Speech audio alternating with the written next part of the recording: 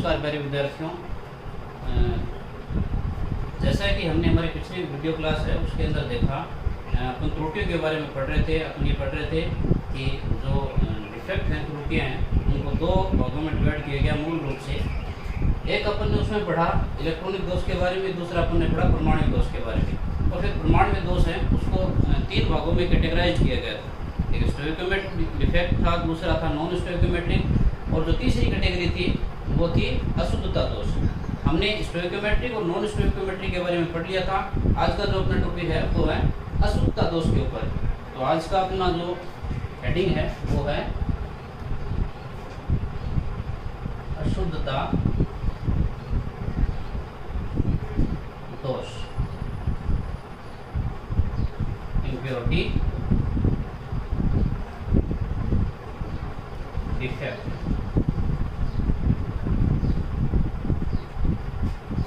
Impurity अशुद्धता का मतलब है किसी एक प्रकार के क्रिस्टल में, किसी एक प्रकार के यौगिक में किसी दूसरे प्रकार के यौगिक को अशुद्धि के रूप में मिला देना और क्रिस्टल को कैसा बना देना, त्रुटिपूर्ण बना देना। तो इस प्रकार के जो दोष हैं जिनमें अपन एक आदर्श क्रिस्टल के अंदर, एक शुद्ध क्रिस्टल के अंदर किसी दूसरे पदार्थ की अशुद्धि, किसी दूसरे पदार्थ को अशुद्धि के रूप में मिलाकर के क्रिस्टल को त्रुटिपूर्ण कर देते हैं, इस प्रकार के दोष हैं उनको अपन बोल देते हैं अशुद्धता दोष यानी इम्प्योरिटी डिफेक्ट। जैसा कि अपन एग्जांपल लें, अब हमारे पास सोडियम क्लोराइड का क्रिस्टल, हमारे पास NaCl का एक क्रिस्टल जिसके अंदर सोडियम धनायन यानी Na+ और Cl- आयन एक निश्चित निर्धारित ज्यामितीय पैटर्न के अंदर ज्योमेट्रिकल अरेंजमेंट में अरेंज है। जैसे Na+, Cl-, Na+, Cl-, Na+, Cl-, Na+, Cl-,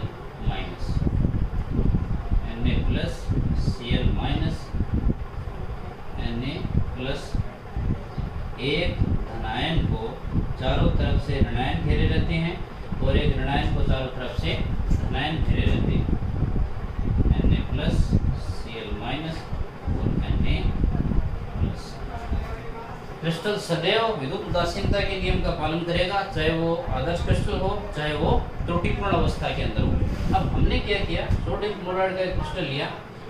अब इस क्रिस्टल को अपन पहले गर्म करके मेल्ट फॉर्म में लेकर आते हैं, यानी अपन क्या करते हैं, इसको गर्म करते हैं। और अपन ने इस सोडियम क्लोराइड का क्रिस्टल है, उस सोडियम क्लोराइड के क्रिस्टल को कौन सी फॉर्म में लेकर आ गए अपन, गलित NaCl, गलित अवस्था में लेकर आ गए Na+ और Cl-। अब हमने क्या किया, इस गलित NaCl के अंदर थोड़ा सा अशुद्धि के रूप में, इम्प्योरिटी के रूप में अपन ने मिला दिया SrCl2 यानी स्ट्रोंशियम क्लोराइड मिला दिया, जिसमें स्ट्रोंशियम +2 अवस्था में और क्लोराइड है -1 अवस्था में। अल्प मात्रा में अपन ने थोड़ी सी मात्रा में इम्प्योरिटी के रूप में क्या मिला दिया, इसमें स्ट्रोंशियम क्लोराइड मिला दिया। फिर अपन इसको वापस ठंडा करते हैं। अब अपन इसको वापस क्या करते हैं, ठंडा करते हैं। ठंडा करने की जो प्रोसेस है उसको अपन बोलते हैं क्रिस्टलीकरण। क्रिस्टलाइजेशन करते हैं अपन इसका वापस। और जब अपन इसका क्रिस्टलाइजेशन करते हैं तो अब क्लोराइड ऋणायन, तो इसमें भी क्लोराइड ऋणायन, इसमें भी क्लोराइड ऋणायन है, तो क्लोराइड तो सेम है दोनों के अंदर। जो डिफरेंस है वो है यहाँ Na+ और यहाँ स्ट्रोंशियम +2। Na+ और स्ट्रोंशियम +2 का जो आकार का जो अंतर है वो ज़्यादा नहीं होता है। इसका मतलब दोनों की रेडियस अप्रोक्सीमेटली यानी लगभग समान सी होती है, आकार का ज़्यादा अंतर नहीं है।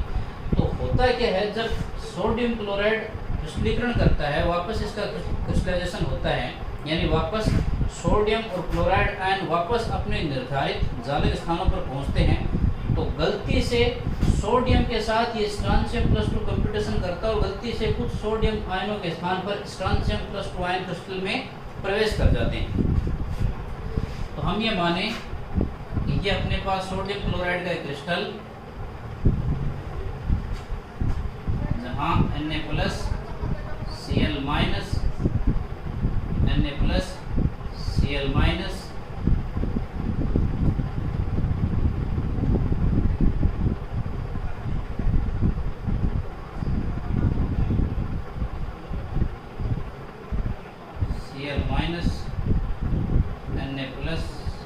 Cl माइनस और Na प्लस। अपन ये माने कि जैसे मान लो कि ये जो अपना सोडियम है, ये क्रिस्टलाइजेशन की वापस जब अपने क्रिस्टलीकरण किया तो क्रिस्टलीकरण के दौरान ये सोडियम आयन अपने निर्धारित चालक स्थान पर प्रवेश नहीं कर पाया और इसकी जगह इम्प्योरिटी या जो अशुद्धि थी वो प्रवेश कर गई। यानी अशुद्धि के रूप में कौन था अपने पास? स्ट्रांसियम था, तो इसकी जगह स्ट्रांसियम प्रवेश कर गया। ये आ गई इम्प्योरिटी, यानी सोडियम की जगह किसने ले ली? स्ट्रांसियम ने ले ली। लेकिन यहाँ एक और चीज देखने वाली है, वो ये है कि सोडियम जो यहाँ से निकल के गया है उसके ऊपर चार्ज था +1, जबकि स्ट्रांसियम +2, स्ट्रांसियम जो यहाँ प्रवेश करा है, जिसने प्रवेश हुआ है, उसके ऊपर चार्ज है +2। इसका मतलब इकाई धनावेश बढ़ गया, एक जो प्लस चार्ज है वो बढ़ गया। अगर ऐसा का ऐसा ही रहे एनवायरनमेंट, तो क्रिस्टल के ऊपर चार्ज कितना आना चाहिए? +1। जबकि हमें ये पता है कि चाहे क्रिस्टल किसी भी रूप में हो, चाहे वो आदर्श अवस्था में हो या फिर वो डिफेक्टेड फॉर्म में हो, यानी चाहे त्रुटिपूर्ण हो, क्रिस्टल के ऊपर किसी प्रकार का कोई चार्ज नहीं रहेगा। क्रिस्टल सदैव विद्युत उदासीनता के नियमों का पालन या नियम का पालन करता रहेगा। तो एक स्ट्रांसियम +2 जब क्रिस्टल के अंदर प्रवेश करता है तो एक स्ट्रांसियम +2 क्रिस्टल की विद्युत उदासीनता को बनाए रखने के लिए 2 सोडियम आयनों को रिप्लेस कर देता है। ये जैसे एक स्ट्रांसियम +2 क्रिस्टल में आ गया तो ये कितने सोडियम आयनों को बाहर निकालेगा? 2 सोडियम आयनों को प्रवेश करने से रोक देगा। तो अपन ये मान लेते हैं कि एक ये सोडियम आयन है, इसको इसने रिप्लेस कर दिया, इसकी जगह क्या रहेगी? खाली रहेगी, इसकी जगह रहेगी खाली। अब जगह खाली होते ही क्रिस्टल जो है वो त्रुटिपूर्ण हो गया, दोषपूर्ण हो गया। और ये दोषपूर्ण क्रिस्टल के अंदर जैसे जैसे त्रुटियों की संख्या बढ़ती है, वैसे वैसे क्रिस्टल की जो विद्युत चालकता का गुण है वो बढ़ता है। अब क्रिस्टल के अंदर विद्युत चालकता का गुण बढ़ गया, क्यों बढ़ गया? क्योंकि इस Na+ की जगह को भरने के लिए ये सोडियम आयन यहाँ प्रवेश करेगा, इसकी जगह यहाँ वैकेंट स्पेस बन जाएगा, यहाँ होल बन जाएगा, इसकी जगह को भरने के लिए ये सोडियम आयन यहाँ प्रवेश करेगा, यहाँ स्पेस बन जाएगा, इसकी जगह को भरने के लिए स्ट्रांसियम +2 यहाँ आ सकता है, यहाँ स्पेस बन जाएगी। इस प्रकार से आयन क्या करने लग जाएंगे? गति करने लग जाएंगे। कब? जब अपन क्रिस्टल के ऊपर विद्युत विभव लगाएंगे, इलेक्ट्रिकल पोटेंशियल जब अपन इसके ऊपर जनरेट करेंगे, तो जनरेट के साथ साथ ही जो आयन है, धनायन और ऋणायन है, वो अपोजिट इलेक्ट्रोड की ओर गति करने लग जाएंगे और क्रिस्टल की चालकता में क्या हो जाएगी? वृद्धि हो जाएगी। इस प्रकार त्रुटिपूर्ण हो गया क्रिस्टल। तो किसी भी शुद्ध क्रिस्टलीय पदार्थ के अंदर किसी दूसरे पदार्थ की अशुद्धि को मिलाकर के क्रिस्टल को त्रुटिपूर्ण बना देने की जो प्रक्रिया है, उसी को अपन बोलते हैं अशुद्धता दोष बोलते हैं। अशुद्धता का दोष का मतलब है अपन ने अशुद्धि तत्व मिलाकर के क्रिस्टल को कैसा बना दिया? दोषपूर्ण बना दिया, त्रुटिपूर्ण बना दिया, यानी डिफेक्टेड कर दिया उसे। पहले उसके अंदर जैसे सोडियम क्लोराइड का क्रिस्टल है, पहले इसके अंदर धनायन ऋणायन एक निश्चित नियमित पैटर्न में थे, कोई जगह स्पेस, कोई भी जगह खाली नहीं थी, कोई वैकेंट स्पेस नहीं था। अवयवी कणों की जगह कोई वैकेंट स्पेस नहीं था, लेकिन बाद में अवयवी कण कंपोनेंट पार्टिकल की जगह भी खाली हो गई। इसका मतलब क्रिस्टल त्रुटिपूर्ण हो गया। इस प्रकार अशुद्ध तत्व मिलाकर क्रिस्टल को दोषपूर्ण बना देना ही क्या कहलाता है? अशुद्धता दोष कहलाता है। जैसे अपन ने पढ़ा कि जैसे सोडियम क्लोराइड के अपन अशुद्धि के रूप में क्या मिला सकते हैं? स्ट्रांसियम क्लोराइड के अशुद्धि मिला सकते हैं। तो ये अपने हो गए डिफेक्ट, यानी कि अपने दोष हो गए। अगला टॉपिक है अपना विद्युत चालकता, ठोस पदार्थों के विद्युतीय गुण।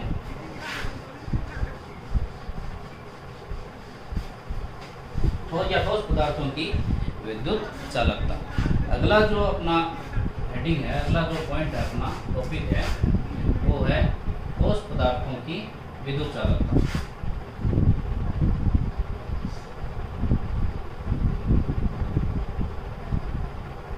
ठोस पदार्थों की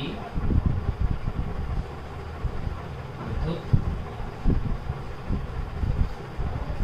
चालकता या फिर विद्युतीय गुण।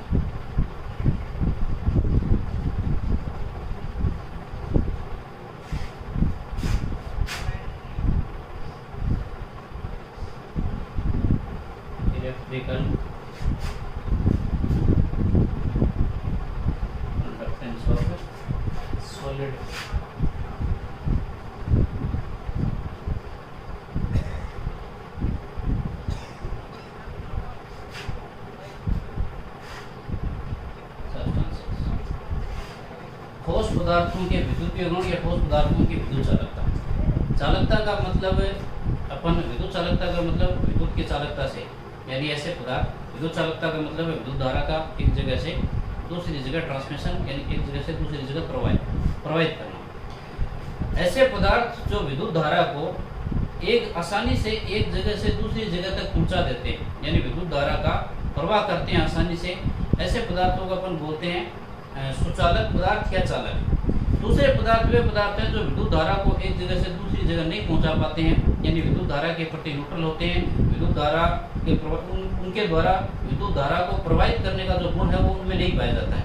ऐसे पदार्थों को अपन बोलते हैं सुचालक। और कुछ पदार्थ ऐसे हैं जिनकी विद्युत चालकता जो है, यानी विद्युत धारा को प्रवाहित करने का जो गुण है वो सुचालक और कुचालकों के बीच का होता है। ऐसे पदार्थों को अपन बोलते हैं कुचालक।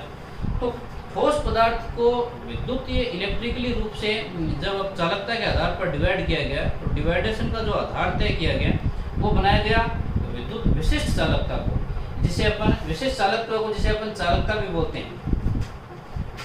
तो जो ठोस पदार्थ हैं,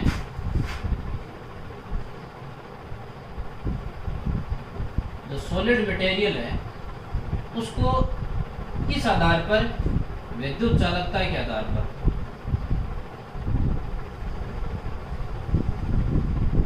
इलेक्ट्रिकल कंडक्टेंस के आधार पर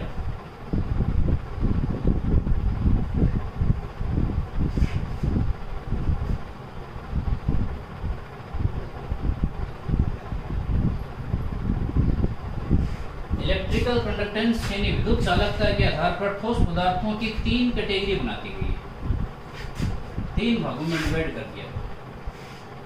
वो कौन कौन से 3 भाग बनाए गए हैं? विद्युत चालकता, जिसे अपन विशिष्ट चालकता भी कह सकते हैं, विशिष्ट चालकता के आधार पर डिवाइड किया गया। पहली जो कैटेगरी है वो बनाई गई है चालक, या इसे अपन सुचालक भी बोल देते हैं, सुचालक यानी कंडक्टर।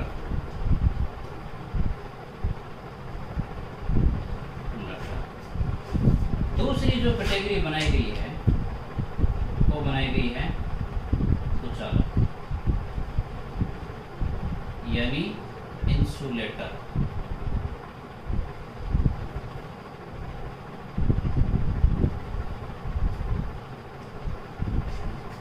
और जो तीसरी श्रेणी बनाई गई है, तीसरी जो कैटेगरी बनाई गई है वो है अर्धचालक।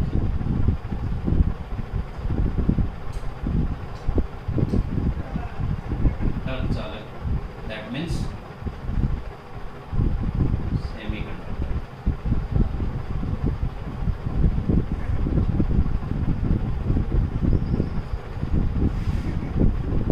ये 3 श्रेणियां बना दी गई हैं इसके आधार पर, विद्युत चालकता के आधार पर। ऐसे पदार्थ जो विद्युत धारा का प्रवाह करते हैं बिना किसी अवरोध के या बहुत कम अवरोध के, ऐसे पदार्थों को अपन बोलते हैं सुचालक। यानी ऐसे पदार्थ जो विद्युत धारा को बिना किसी रोक टोक के एक जगह से दूसरी जगह पहुंचा देते हैं, ऐसे पदार्थों को अपन बोल देते हैं चालक या फिर सुचालक यानी कंडक्टर। दूसरे प्रकार के जो पदार्थ हैं वो हैं कुचालक। ऐसे पदार्थ जो विद्युत धारा किसी भी परिस्थिति में विद्युत धारा को एक जगह से दूसरी जगह नहीं पहुंचा पाते हैं, वो पूर्ण रूप से विद्युत धारा को एक जगह से दूसरी जगह ले जाने में सक्षम नहीं है, ऐसे पदार्थों को अपन बोल देते हैं कुचालक। और तीसरे प्रकार की जो कैटेगरी बनाई गई है अर्धचालक। अर्धचालक ऐसे पदार्थ हैं जो कि विद्युत धारा को एक जगह से दूसरी जगह ले तो जाते हैं, लेकिन इनकी जो चालकता परास होती है वो चालक और कुचालकों के बिल्कुल बीच की होती है, चालक और कुचालकों के बीच की परास होती है। तो चालकता विद्युत चालकता के आधार पर अपन ने सॉलिड पदार्थों को, ठोस पदार्थों को 3 भागों में बांट लिया। एक अपन ने बना दी कैटेगरी चालक, एक बना दी अपन ने कुचालक और एक बना दी अपन ने अर्धचालक। अब ये तो एक मोटे तौर पर वर्गीकरण था। अब अगर अपन पदार्थों को अपने को चेक करना हो कि कोई पदार्थ है किस प्रकार की चालकता प्रदर्शित करता है, वो किस कैटेगरी में आता है, कि वो चालक है कि अर्धचालक है कि सुचालक है, अपन उसका मेजरमेंट कैसे करेंगे?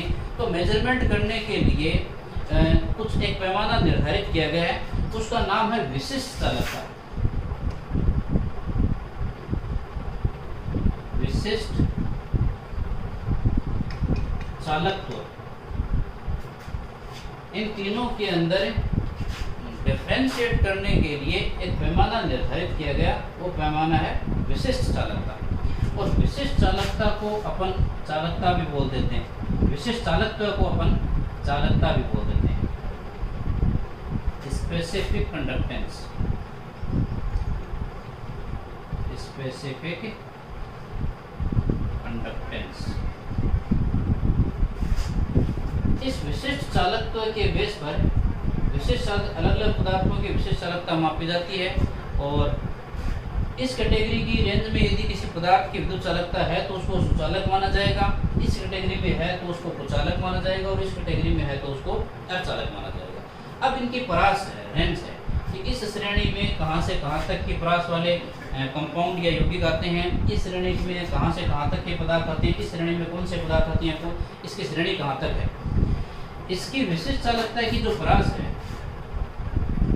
मैं लिख देता हूँ चालकता परास। जो कंडक्टेंस रेंज है, इनकी चालकता सबसे ज्यादा है। इनकी जो विशिष्ट चालकता की जो परास है, जिसे अपन बोलते हैं विशिष्ट चालकत्व की जो परास है, जिसे अपन चालकता भी कह रहे हैं, वो होती है 10 की घात 4 से लेकर 10 की घात 7 ओम इनवर्स मीटर इनवर्स, इस कोटि की है। ऐसे पदार्थ जिनकी विद्युत चालकता 10 की घात 4 से लेकर 10 की घात 7 ओम इनवर्स मीटर इनवर्स कोटि के बीच की है, ऐसे पदार्थों को अपन कौन सी श्रेणी में रखेंगे, चालक की श्रेणी में रखेंगे या सुचालक की श्रेणी में रखेंगे। जिनके विद्युत चालकता या विशिष्ट चालकता इस परास में है, वो सारे के सारे पदार्थ कैसे हैं, सुचालक हैं।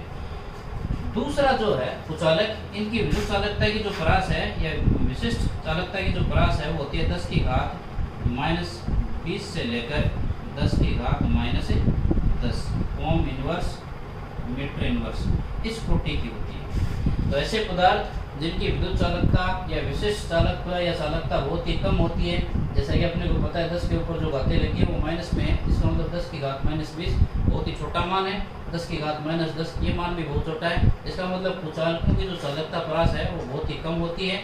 इनमें विद्युत धारा को प्रवाहित करने का जो गुण है वो नए के बराबर होता है। तो इनकी चालकता परास ये है। और जिन पदार्थों की चालकता परास इस परास के अंदर आती है, जिन पदार्थों की विशिष्ट चालकता इस परास के अंतर्गत है, ऐसे पदार्थों को अपन कुचालक कहेंगे। यानी ये पदार्थ विद्युत धारा को प्रवाहित करने में सक्षम नहीं है, असक्षम है। और तीसरे हैं अर्धचालक पदार्थ। अर्धचालकों की जो चालकता होती है वो सुचालक और कुचालकों के बीच की होती है। ये होती है 10 की घात -6 से लेकर 10 की घात 4 ओम इनवर्स मीटर इनवर्स होती है। तो विशिष्ट चालकत्व यानी चालकता के आधार पर ठोस पदार्थों को तीन भागों में कैटेगराइज कर दिया गया है, चालक, कुचालक और तीसरे प्रकार के हैं अर्धचालक। और इनकी रेंज, विशिष्ट चालकत्व की जो रेंज है वो बता दी गई है कि सुचालक पदार्थों की या चालक पदार्थों की जो विशिष्ट चालकत्व है या विशिष्ट चालकत्व है या जो चालकता है वो 10 की घात 4 से लेकर 10 की घात 7 ओम इनवर्स मीटर इनवर्स कोटि की होगी। और कुचालक पदार्थों की जो विशिष्ट चालकत्व है या जो चालकता है वो 10 की घात -20 से 10 की घात -10 ओम इनवर्स मीटर इनवर्स कोटि का होगा। और अर्धचालकों की जो चालकता परास है वो 10 की घात -6 से 10 की घात 4 ओम इनवर्स मीटर इनवर्स कोटि का होगा। इस प्रकार विशिष्ट चालकत्व या फिर चालकता के बेस के ऊपर अर्धचालक पदार्थों को 3 भागों में कैटेगराइज कर दिया गया है। अब अपन ये देखें, अगर अपन इनके एग्जाम्पल देखें तो आपको पता है कि अगर सुचालक की श्रेणी की बात करें अपन, तो सुचालकों के अंदर कौन कौन से सभी की सभी धातुएं इसी श्रेणी में शामिल की गई हैं। सभी धातुओं को इसी कैटेगरी में रखा गया है, सभी धातुएं। और भी बहुत से पदार्थ हैं कुचालकों के अंदर, जैसे रबड़, लकड़ी, प्लास्टिक। आपको पता है कौन कौन सी चीजें कुचालक हैं, कौन कौन सी चीजें सुचालक हैं। इनके बारे में अपन अपने डेली लाइफ यानी दैनिक जीवन में बहुत सी चीजें ऐसे देखते हैं जो सुचालक भी हैं, कुचालक भी हैं और अर्धचालक भी हैं। और अर्धचालकों में अपन पढ़ते हैं जैसे सिलिकॉन और जर्मेनियम। इसके अलावा जो ट्रांजिस्टर होते हैं वो भी अर्धचालकों के बने होते हैं। एनपीएन और पीएनपी प्रकार के जो ट्रांजिस्टर वो भी अर्धचालकों का एक प्रकार है, अर्धचालकों से मिलकर बने होते हैं। और भी बहुत से धात्विक ऑक्साइड हैं, धात्विक लवण हैं जो अर्धचालकों की भांति व्यवहार करते हैं।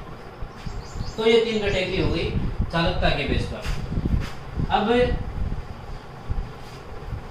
एक तो एग्जाम में इनकी परास के बारे में पूछा जाता है कि चालक, अर्धचालक और कुचालकों की चालकता परास को लिखिए। तो चालकता परास का मतलब ये है कि वो इनकी विशिष्ट चालकत्व है या फिर चालकता के बारे में पूछ रहा है तो अपने को इनकी रेंज बतानी होती है। या फिर अगर कोई शॉर्ट नोट आए तो यूँ आ सकता है कि ठोस पदार्थों के जो इलेक्ट्रिकल प्रॉपर्टी है, विद्युतीय गुण है, उन गुणों की व्याख्या कीजिए। तो अपने को बताना होता है कि विद्युतीय गुणों के आधार पर, इलेक्ट्रिकल प्रॉपर्टी के बेस पर ठोस पदार्थों को 3 भागों में क्लासिफाइड किया गया, चालक, अर्धचालक और कुचालक। और यह फिर इनकी चालकता परास पूछता है तो चालकता परास अपने को बतानी होती है। अगला जो है वो है चालकता पर ताप का प्रभाव। चालकता पर ताप का प्रभाव।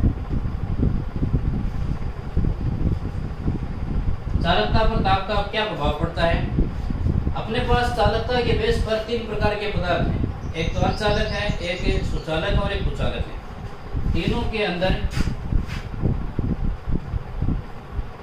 पहले है अपने पास सुचालक, दूसरी कैटेगरी अपने पास कुचालक और तीसरी कैटेगरी अपनी अर्धचालक।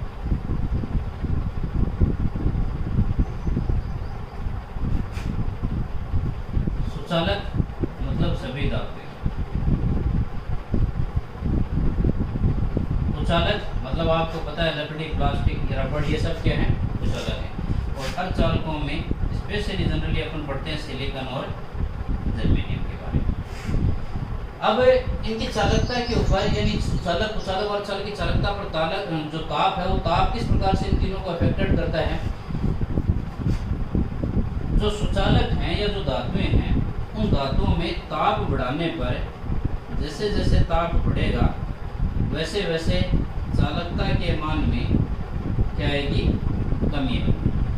कुचालकों के अंदर भी ताप बढ़ाने पर चालकता बढ़ती है, लेकिन बहुत ही धीरे धीरे अपने को पता नहीं चलता है, क्योंकि कुचालकों में तो ताप का प्रभाव अपन ये कह सकते हैं लगभग नगण्य।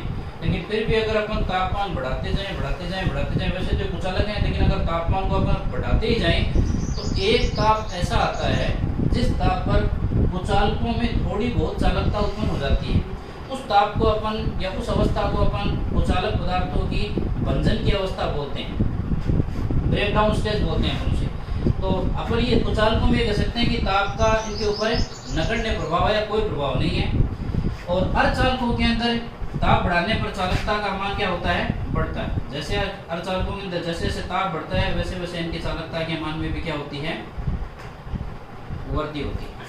तो मूल रूप से एग्जाम में जो क्वेश्चन पूछा जाता है वो ये पूछा जाता है कि चालक और अर्धचालक पदार्थों पर सुचालकों की चालकता और अर्धचालकों की चालकता पर ताप के प्रभाव की व्याख्या कीजिए, ताप के प्रभाव को बताइए।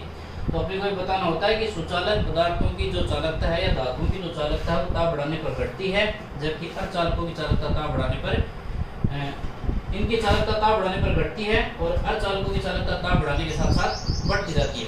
अब ऐसा क्यों है कि धातुओं की चालकता ताप बढ़ाने के साथ साथ घटती है जबकि अर्धचालकों की चालकता ताप बढ़ाने के साथ साथ बढ़ती है? इसके लिए अपन अपनी अगली वीडियो क्लास के अंदर एक सिद्धांत पढ़ेंगे जिसे अपन बोलते हैं बैंड सिद्धांत। ठोस पदार्थों की विद्युत चालकता के गुणों की व्याख्या करने वाला बैंड सिद्धांत। जब अपन बैंड सिद्धांत के बारे में पढ़ेंगे तो अपन ये पढ़ेंगे कि धातुओं के अंदर ताप बढ़ाने पर या सुचालकों में ताप बढ़ाने पर चालकता घटती क्यों है और अर्धचालकों में ताप बढ़ाने पर चालकता बढ़ती क्यों है। ये अपन अपने अगली वीडियो क्लास के अंदर डिस्कस करेंगे। आई होप कि आज का ये जो वीडियो है ये आपके लिए हेल्पफुल रहा होगा और मैं उम्मीद करता हूँ कि वीडियो के साथ साथ आपने अपने नोट्स भी प्रिपेयर किए हैं। तो नोट्स को पढ़िए और फिर अपनी जो भी समस्याएं हैं आपकी वो आप कमेंट बॉक्स में जाकर के मुझे लिखकर भेज दीजिए। मैं अपनी नेक्स्ट वीडियो क्लास में आपकी सभी समस्याओं का समाधान कर दूंगा। Thanks for